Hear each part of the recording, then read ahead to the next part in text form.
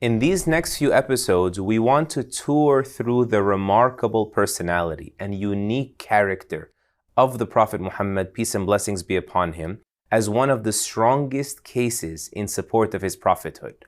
And we have to begin with honesty, because the Prophet Muhammad, peace and blessings be upon him, was not just a man whose honesty and integrity were well known among his people. This was a man who was literally, officially nicknamed Al-Amin, the trustworthy.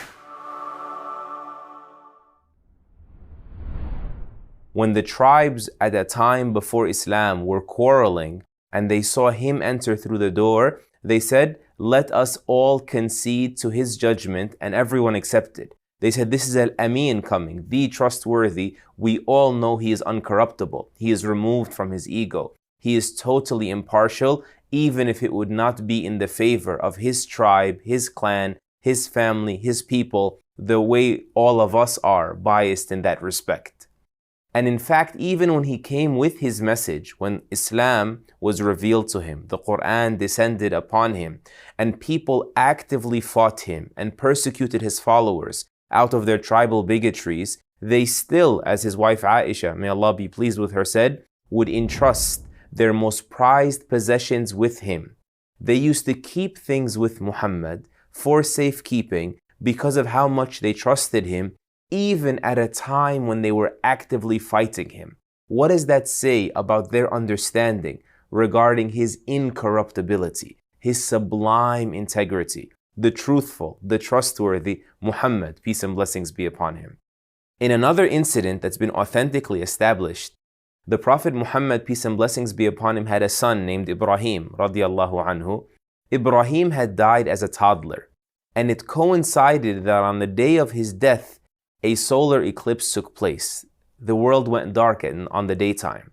People began to say, "Oh, the skies must be saddened by the death of the son of the Prophet of God." What did the Prophet Muhammad, peace and blessings be upon him, do?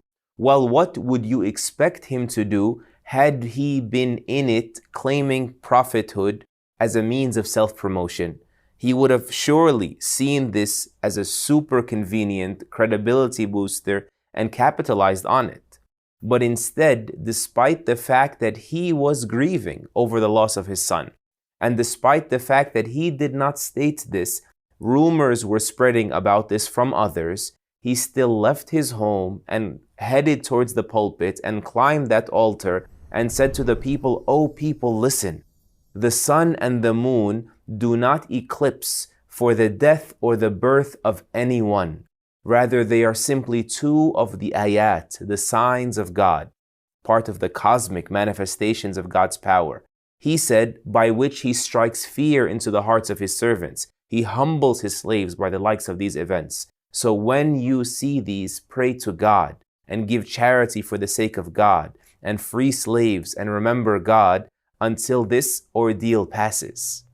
In another very indicative event reflecting the integrity of the Prophet Muhammad, peace and blessings be upon him, Hudhayfa ibn al-Yaman, may Allah be pleased with him, another one of his companions, had been able to escape from Mecca and was released by the idolaters of Quraysh who lived in Mecca on the condition, "We will leave you and your father to go to Muhammad and be Muslims, on the condition that if he ever fights us, one day you will never join his ranks and support him, Muhammad, against us."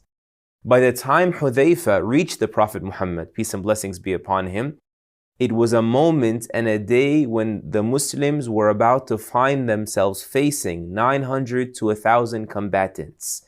And they were outnumbered 3-1. They were about 317 or 319, what came to be known as the Battle of Badr.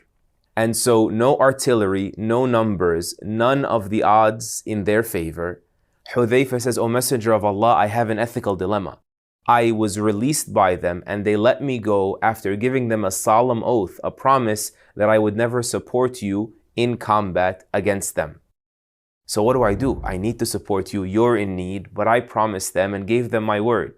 Even in that moment, even with the pressing need, the Prophet Muhammad, peace and blessings be upon him, said, "Waffu lahum ahdahum." You keep your promise to them and go on, go to Medina, don't stay here with us. وَنَسْتَعِينُ اللَّهَ عَلَيْهِمْ, and we will seek God's help against them. May the peace and blessings of Allah be upon Muhammad, the truthful, the trustworthy, the unparalleled in his integrity, sallallahu alayhi wa sallam.